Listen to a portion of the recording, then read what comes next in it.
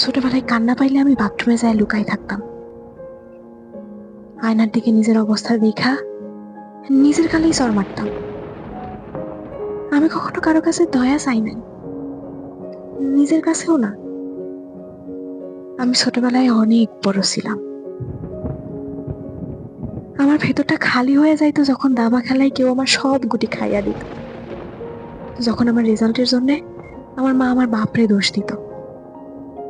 যখন ওনারা একজন আরেকজনের উপর রাগ হয়ে আমার বোনকে পিটাইত।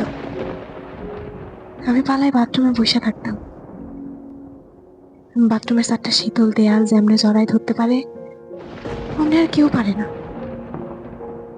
আমি ছোটবেলায় যতটা বিশুদ্ধভাবে অপমান বোধ করতে পারতাম অমনি আর কেউ পারত না।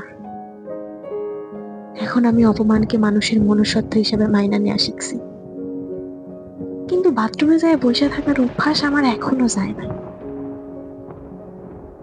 আমি এই পৃথিবীর জন্য প্রচন্ড অপ্রস্তুত। আমি কোনো সিদ্ধান্ত নিতে পারি না। খালি সবাইরে বইলা বেড়াই আমার ভাবতে একটু সময় লাগবে। আসলে আমি কিচ্ছু জানি না, আমার শুধু হাত কাঁপে। আমি তো এখনো প্লেন গেলে উপরের দিকে হা কইরা তাকাই থাকি। সিসিটিভি ক্যামেরা দেখলে হ্যালো দিয়ে যাই।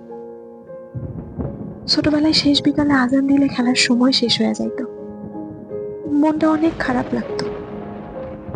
এখন আর বিকালে খেলা হয় না, তবে সূর্য ডুবলে মনটা এখনো খারাপ হয়ে যায়। এখনো মাঝে মধ্যে সবকিছু ছাইরা যখন পালাইতে মন চায় আমি বাথরুমে গিয়ে কলের পানি ছাড়ি। বালতিতে পানি পড়ার আওয়াজ হয় আর আমি কমোডে শুধু শুধু বসে থাকি। আমার প্রচন্ড অপ্রস্তুত বোধ হয়, আমার হাত কাঁপে। আমি ছোটবেলায় অনেক বড় ছিলাম, তবে বড়বেলায় অনেক ছোট রয়ে গেছি।